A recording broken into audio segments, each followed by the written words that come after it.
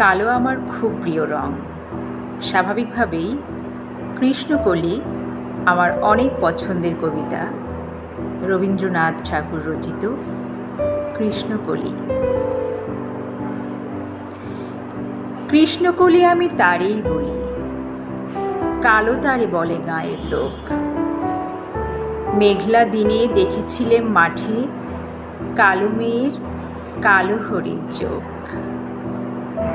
ঘোমটা মাথায় ছিল না তার মোটে, মুক্ত বেনি পিঠের পরে লোটে। কালো তা সে যতই কালো হোক, দেখেছি তার কালো হরিণ চোখ।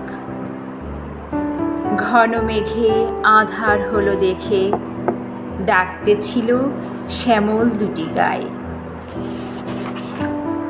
শ্যামা মেয়ে ব্যস্ত ব্যাকুল পদে কুটির হতে ত্রস্ত এলো তাই। আকাশ পানে হানি যুগল ভুরু, শুনলে বারেক মেঘের গুরু গুরু। কালো তা সে যতই কালো হোক, দেখেছি তার কালো হরিণ চোখ। পূবে বাতাস এলো হঠাৎ ধেয়ে, ধানের ক্ষেতে খেলিয়ে গেল ঢেউ। আলের ধারে দাঁড়িয়েছিলেম একা, মাঠের মাঝে আর ছিল না কেউ। আমার পানে দেখলে কিনা চেয়ে, আমিই জানি আর জানে সেই মেয়ে।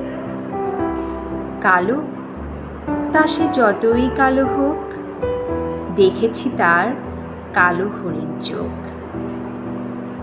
এমনি করে কালো কাজল মেঘ জ্যৈষ্ঠ মাসে আসে ঈশান কোণে।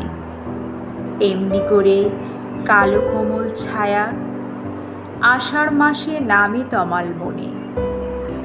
এমনি করে শ্রাবণ রজনীতে হঠাৎ খুশি ঘনিয়ে আসে চিতে। কালো তা সে যতই কালো হোক, দেখেছি তার কালো হরিণ চোখ। কৃষ্ণকলি আমি তারেই বলি, আর যা বলে বলুক অন্য লোক। দেখেছিলেম ময়নাপাড়ার মাঠে কালো মেয়ের কালো হরিণ চোখ।